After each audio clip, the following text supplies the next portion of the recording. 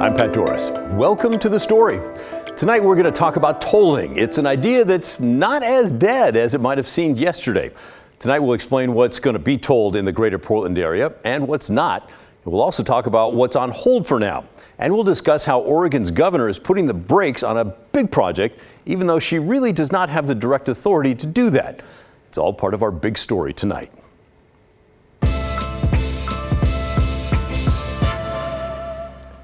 First, let's talk about what's not changing in tolling. The new I-5 bridge across the Columbia River, yeah, that is going to have tolls. Oregon Governor Kotek's announcement yesterday does nothing to change that. So get used to it. The I-5 bridge is going to have tolls. Now, this bridge at Oregon City, the Abernathy Bridge, tolling is, well, let's say it's up in the air. The bridge is being widened and retrofitted for earthquakes to make it stronger. The current cost is roughly $662 million. ODOT has the money in its budget already, but was hoping to put tolls on the bridge to recoup about $385 million, basically paying itself back for the money spent on the bridge and then making that money available for other projects. So, will that bridge be tolled? The answer is maybe. When I asked the governor's office about that today, this is what they had to say. The start date for tolling on the Abernathy Bridge has been moved out to allow time for a legislative conversation about alternative revenue sources in 2025. Should alternatives fail to come forward, the state will either need to resume tolling operations or reallocate nearly $400 million from other projects. Okay, so tolling. Yes, on the I-5 bridge across the Columbia, and maybe on the Abernathy Bridge. That's part of 205 in Oregon City. And no, by the way, on sections of I-5 and 205 that stretch from Oregon City north to the Columbia River. That was the big change that was announced yesterday. The governor is shutting down tolling plans for stretches of I-5 and 205. Now, as you can imagine, lots of people care about this and had plenty to say. Let's start down in Clackamas County, which has lobbied hard against tolling the Abernathy Bridge. Commissioner Paul Savas at a board meeting today says, hold on, it's too early to declare victory. While this is a good start, I'm hoping that there is indeed, the canceling of the I-205 tolling on the Abernathy Bridge and, a means of filling the gap, the funding gap to make that project complete. I am just concerned, again, that the public is misunderstanding this based on the phone calls I received last night, yesterday afternoon, this morning. The message I've been receiving, people are celebrating when in fact what is actually canceled is something that was going to happen long term, way out there. 2, 3, 4, 5 years out is what was canceled, but the immediate issue is before us. It's alive, it's real, and until that's canceled, I'm not prepared to celebrate at all. Okay, so there's that.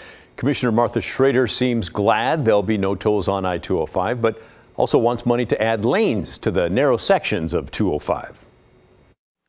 I do believe that this is a positive sign, but I also agree with my colleagues that we can't let our guard down.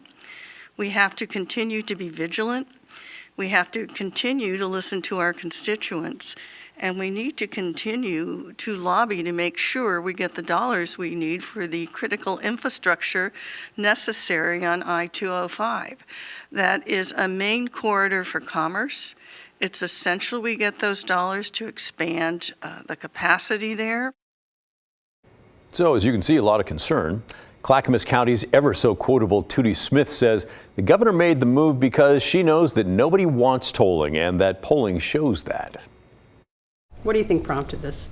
Politically? A poll. Politically, though? Politically, she has the same polling data that I do. In Clackamas County, a statewide poll revealed 92% of the voters hated tolling. Yeah, and I'd say your emails to us, it's probably 90% hate it. And she blames the Oregon Department of Transportation for being greedy, by the way, and insisting on tolling all the lanes of the interstate instead of creating express toll lanes and then leaving the other lanes at no charge. ODOT knows exactly what the funding sources are.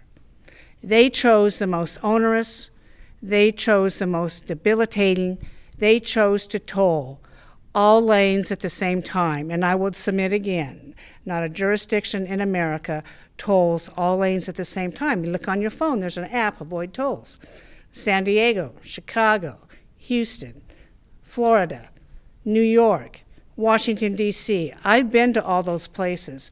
Why would ODOT pick a system that's extremely onerous and economically devastating to our citizens of Clackamas County? I have to say, it sounds like the commissioner's been traveling quite a bit. Also, the mayor of West Lynn, who worries his city will be run over with drivers trying to dodge the tolling on the Abernathy Bridge, hopes that lawmakers will find another way to pay for the bridge. Our community can't bear the full burden of that tolling project, and Oregon City would say the same, Clackamas County, Lake Oswego, et cetera. So we're hoping to have a funding solution for the bridge that is more region-based or state-based, I would say, since the bridge is so important to commerce. Okay, so the fight over one segment of tolling is over, but there is plenty more to come. Yesterday's development made me think about the trucking industry, for example. All those semis you see on I-5, well, they're carrying goods either to or from Oregon companies, and they hate how slow I-5 is through the Rose Quarter area. Janet Jarvis is CEO of the Oregon Trucking Association. I gave her a call. She was on the board helping shape what those tolls would look like, and she told me she has mixed emotions about them going away for sections of I-5. Well, I was a bit surprised to hear the announcement. There's been a lot of discussion about what tolling was going to look like in the Portland metro region, and a lot of dissension over the tolling program as it was being proposed. So in one sense, I wasn't terribly surprised by the announcement. On the other hand, tolling was a significant part of the revenue calculation in House Bill 2017 for some of those mega projects like the Rose Quarter project, which the trucking industry is very interested in seeing addressed. So it leaves us with a bit of a conundrum. So mixed emotions then, I guess. I think probably the best way to say it, yes. I mean, we were not huge advocates of the tolling as it was being proposed, but we do recognize that ODOT does not have the necessary funds to build these programs or these projects. And so part of the calculation for us is the efficiency improvement. If you toll a region of the freeway, are you going to get enough efficiency out of the system then to help compensate for that additional cost? And we never got an answer to that question. So it's hard to know exactly what the impact of the tolling would have been.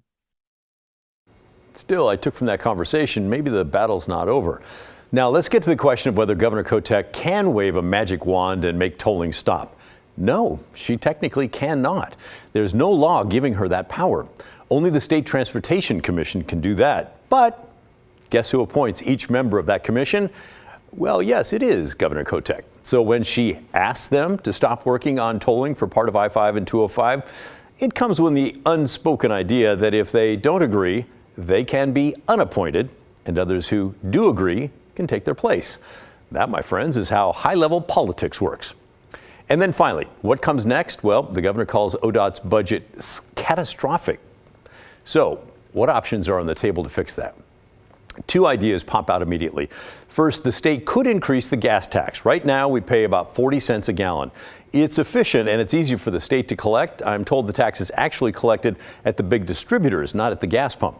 There are roughly just 12 major distributors in Oregon, so it's easy for ODOT to keep track of what's going on. And if they increase the gas tax, well, you just pay for what you use. The second idea is a tax based on the number of miles that you drive. That also has the advantage of only taxing you when you use the roads. But there's some tricky privacy questions in there. Do we really want to give the state access to our cars or trucks and all the miles that we're driving? Would the tax be monthly? How would they know what to charge us? Lots of questions there, but the state has been studying that option for several years now. So there's a wrap on what's going on with tolling right now. It will definitely continue on the new I-5 bridge. It might continue on I-205 at the Abernathy Bridge in Oregon City. It will not go forward on big sections of I-5 and 205 that were previously planned for tolls.